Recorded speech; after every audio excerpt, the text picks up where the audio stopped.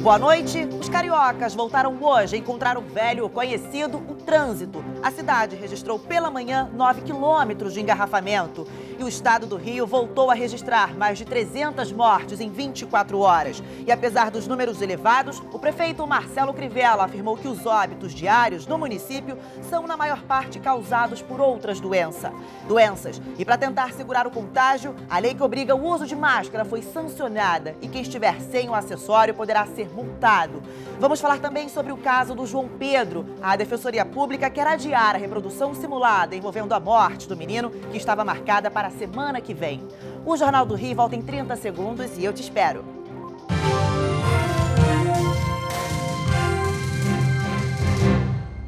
Com muitas lojas impedidas de reabrir as portas, o comércio ainda não vê sinais da retomada econômica. Mas os novos hábitos do carioca trouxeram de volta um antigo problema, o trânsito. Rio de Janeiro, 3h30 da tarde, e a nossa equipe em uma situação pela qual não passava há muito tempo. Parada em um engarrafamento. Pela manhã, a cidade teve 9 quilômetros de congestionamento, 4 vezes mais que a média das últimas semanas. Resultado da reabertura parcial da economia e de uma mudança de comportamento depois desses meses de isolamento. Tem pessoas saindo de carro para dar uma volta. Você vê em grandes quantidades de pessoas idosas andando com a janela fechada, de máscara, com a sua esposa, andando pela cidade e dando uma volta e voltando para casa. Desde terça-feira, quando a cidade entrou na primeira de 6 fases do plano de reabertura, os ambulantes voltaram às ruas. A liberação dos camelôs não estava prevista nesse momento, mas acabou incluída de última hora, mesmo contra a recomendação de especialistas. Já no comércio popular da Saara, uma ou outra loja de portas abertas, mas a grande maioria ainda sem funcionar. E essa combinação de lojas fechadas e ruas vazias faz o comércio prever o pior dia dos namorados dos últimos tempos. Um levantamento da FEComércio estima uma queda de 42% no faturamento na comparação com o mesmo período do ano passado. O estudo prevê redução tanto no preço médio do presente quanto na quantidade de pombinhos dispostos a presentear. Muito em função pelo que está acontecendo no mercado de trabalho. Uma parte já está sem renda, ou teve a sua renda reduzida, outra parte desconfia que isso possa acontecer. Então segura o gasto, né? E o prefeito Marcelo Crivella afirmou que os índices do coronavírus estão em queda e que as mortes diárias na cidade são, na maior parte, causadas por outras doenças. 2 dias após o início da retomada das atividades, Marcelo Crivella disse que o comportamento da cidade está dentro do esperado. O mais importante é os números continuarem caindo. Hoje nós temos folga em leite de enfermaria, folga crescente, ela está decrescendo a demanda, então a folga é crescente nos leitos de UTI, que são os mais importantes. O número de óbitos está caindo.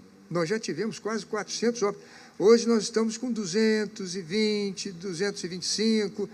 Lembrando que a nossa média histórica ficava entre 160, 170, 180.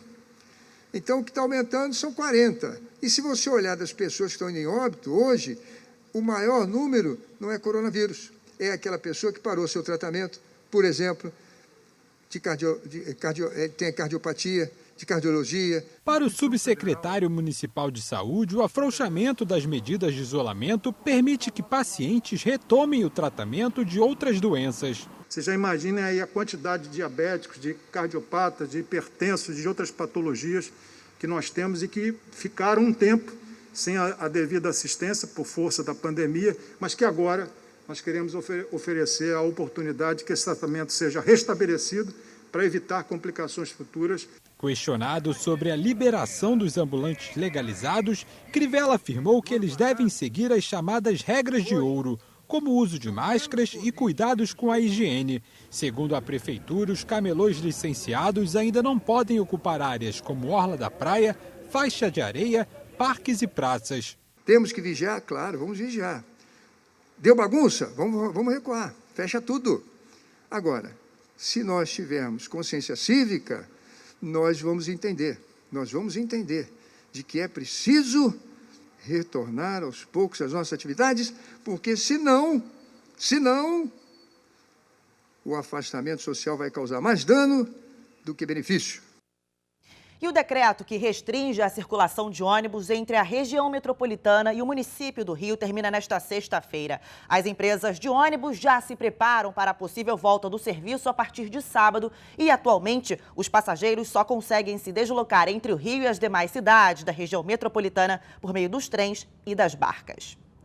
E apesar da flexibilização das medidas de isolamento social na cidade do Rio, o uso da máscara continua sendo obrigatório, mas muita gente não está seguindo a determinação. Máscara no queixo, pendurada no braço, sem cobrir o nariz e muitos até sem a proteção. 3 meses após o início da pandemia da Covid-19, o item que ainda é obrigatório está sendo deixado de lado ou usado de forma errada. Eu trabalho no centro do Rio, no escritório de contabilidade. E a gente tem cerca de 100 funcionários lá. E posso dizer que a maioria, cerca de 80% dos funcionários não estão usando máscara. E não tem nenhuma indicação da empresa sobre como se portar. O uso de máscaras de proteção contra o coronavírus passou a ser obrigatório em todos os 92 municípios fluminenses, segundo lei sancionada hoje pelo governador Wilson Witzel. As pessoas que descumprirem a norma podem pagar multa de pelo menos R$ 106,65. A utilização de máscaras por todo mundo ao mesmo tempo diminui significantemente a transmissão do vírus. Eventualmente, se você estiver transmitindo o vírus e não souber que está transmitindo, e você estiver usando máscara, você vai transmitir menos para outras pessoas. A questão não é nem uma proteção individual, é uma proteção coletiva. A máscara pode ser descartável ou reutilizável e até ser substituída por qualquer outro instrumento que proteja o nariz e a boca. Para sair, eu uso dentro de casa, não, mas na rua, infelizmente, tem que usar, né? E o governador Wilson Witzel sancionou hoje uma lei que prevê que as instituições privadas de ensino são obrigadas a reduzir o valor das mensalidades durante o período de calamidade pública. A norma valerá para todos os segmentos de ensino, sendo eles pré-escolar, infantil, fundamental, médio, incluindo técnico e profissionalizante e também superior. E o desconto também vale para pós-graduação.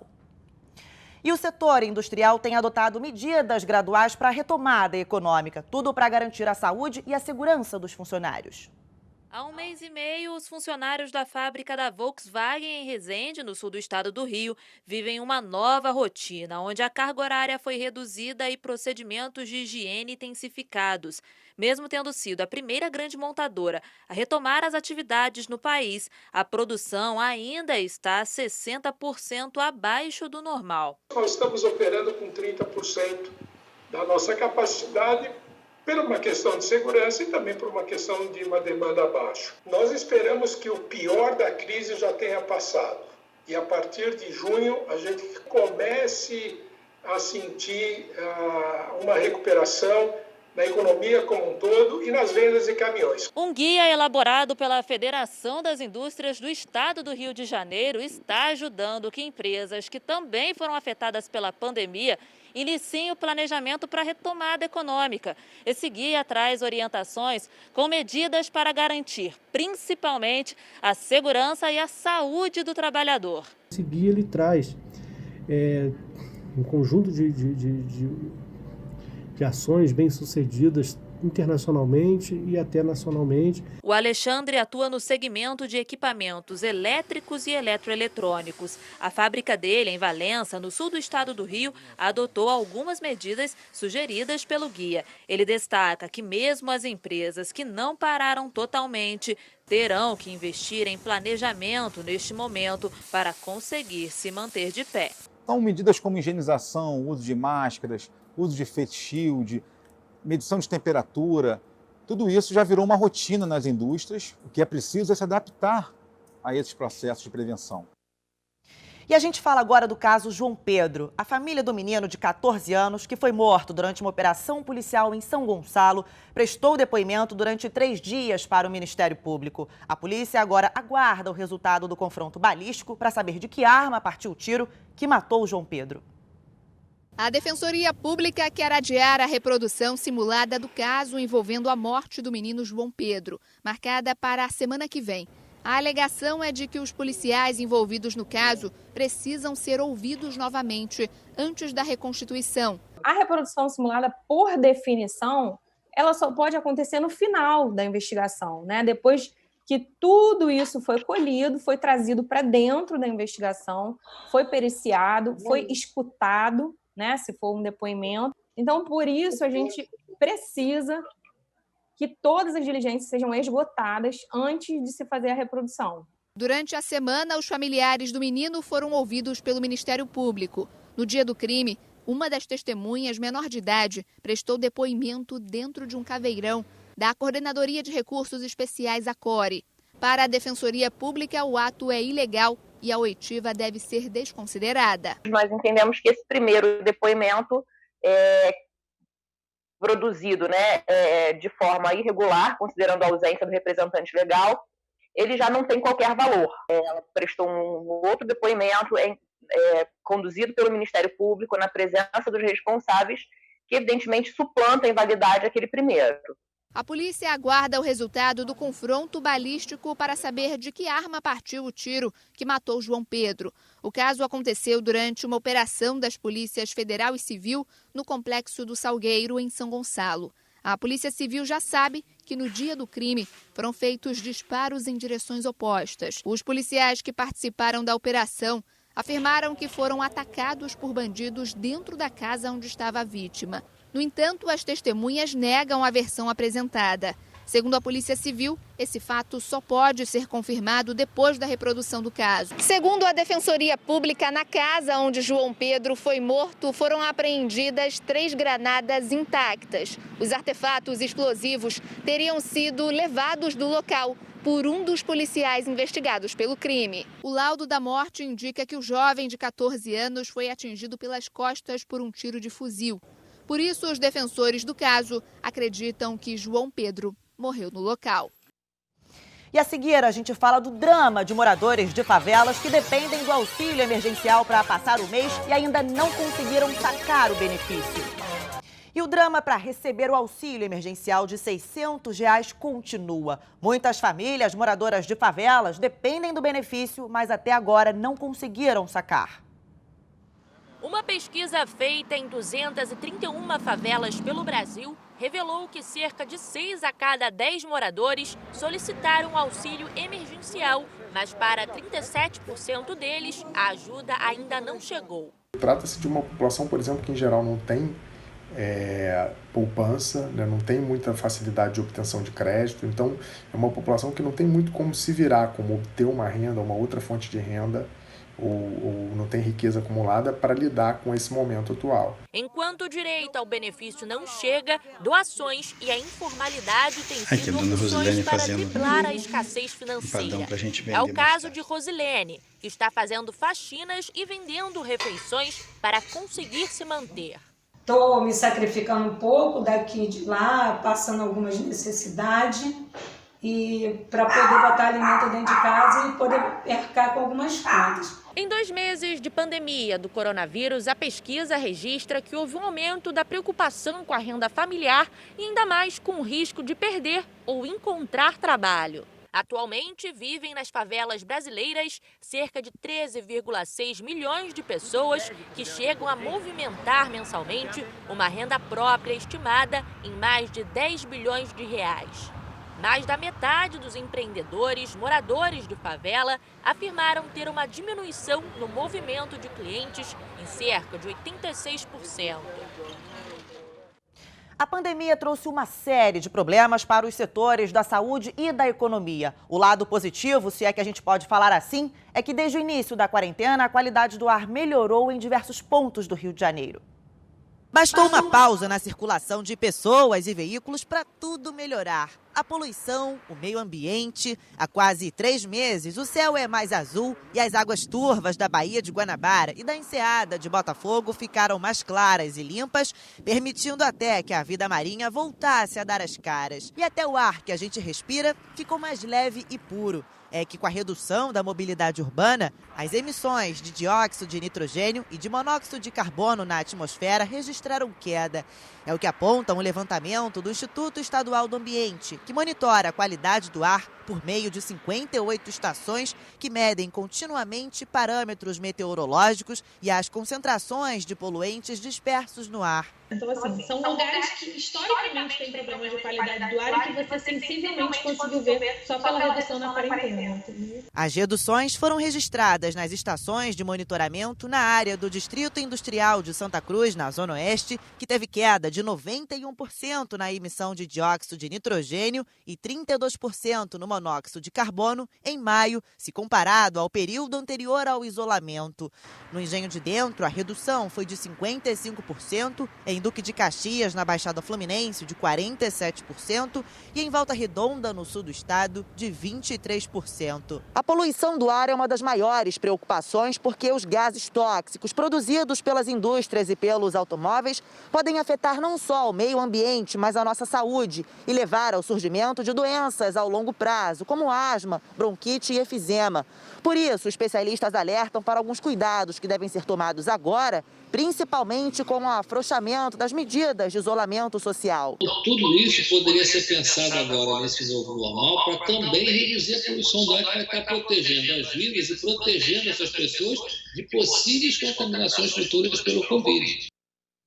E a partir de amanhã, Niterói vai voltar a contar com pontos de bloqueio para a região oceânica. Só poderão entrar moradores com comprovante de residência. A Prefeitura da cidade da região metropolitana do Rio justifica a medida porque a Secretaria de Ordem Pública identificou que as pessoas estavam usando as praias para lazer e não para a prática de exercícios físicos individuais.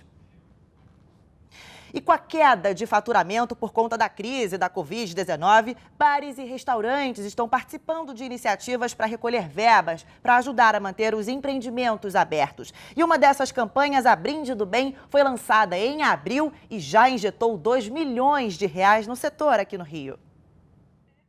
Como os bons drinks agora são virtuais, os bares estão lutando para não ficar na seca.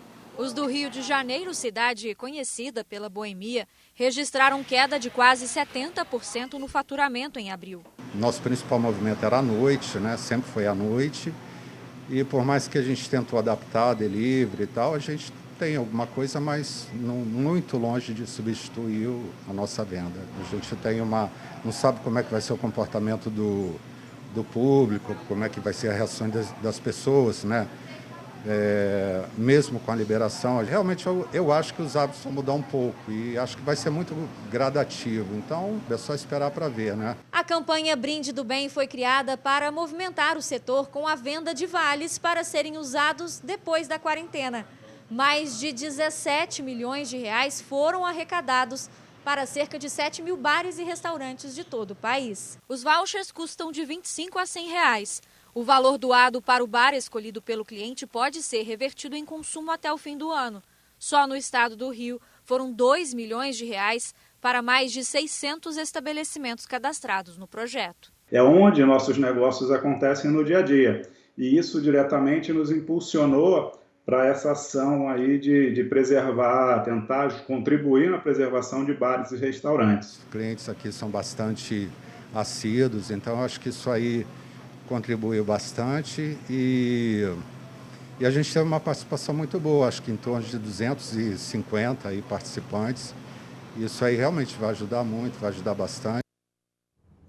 E os estoques de sangue tiveram queda de 40% desde o início da pandemia aqui no Rio de Janeiro. Por isso, o Hemorrio e o Bondinho criaram uma campanha que vai garantir 60% de desconto no ingresso do ponto turístico a todos que doarem sangue em uma das unidades de coleta oficial do Instituto. No dia 13 de junho, o Bondinho vai funcionar como ponto de coleta aos moradores da Urca e também ali de bairros do entorno. E para evitar aglomerações, uma inscrição deve ser feita através do link que você encontra no site da Band News FM, que é o bandnewsfmrio.com.br.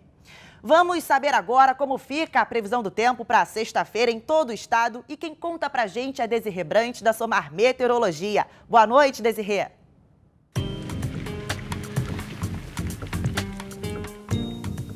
Boa noite, Yasmin. Boa noite também a todos que nos acompanham. Temos uma frente fria avançando pela costa da região sudeste. O sistema não é muito forte de chuva, mas mantém ainda muita nebulosidade, chuva fraca em alguns momentos e, claro, temperatura mais baixa.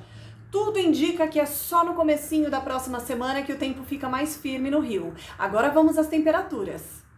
A capital fluminense terá uma sexta-feira de bastante nebulosidade, chuva fraca em vários momentos do dia e a temperatura fica mais amena. A máxima não passa dos 23 graus. No sábado, a chuva dá uma trégua, mas ela volta no domingo por causa de outra frente fria. Ainda assim, a temperatura sobe um pouquinho, com máxima de 25 graus no sábado e 26 no domingo. É somente no início da semana que vem que o tempo fica mais firme no Rio de Janeiro.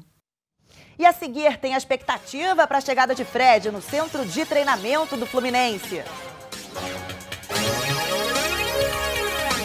E está chegando ao fim a pedalada de Fred até o Fluminense. O camisa 9, que saiu de Belo Horizonte no começo da semana de bicicleta, é aguardado amanhã no centro de treinamento do Tricolor, que fica na Barra da Tijuca, na zona oeste da cidade.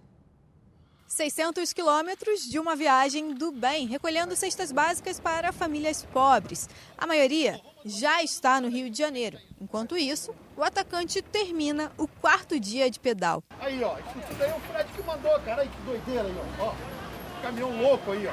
A chegada está prevista para amanhã. Fred vai ter uma recepção simbólica no centro de treinamento do clube. As atividades continuam paralisadas e a previsão é de que voltem no dia 15 de junho. O novo contrato com o Fluminense vai até o dia 21 de julho de 2022, quando o clube irá completar 120 anos. A confirmação do retorno ao time já trouxe lucro para o tricolor, com vendas de produtos e adesão de novos sócios torcedores. A expectativa agora é ver Fred em campo, mas ainda não há data para o Campeonato Carioca recomeçar. Se depender da vontade e do preparo do camisa 9, o torcedor tricolor não vai se arrepender. O Jornal do Rio termina aqui. Muito obrigada pela companhia e a gente volta a se encontrar amanhã às 10:50 da noite. Você fica agora com as principais notícias do país e do mundo no Jornal da Band. Boa noite para você e até amanhã.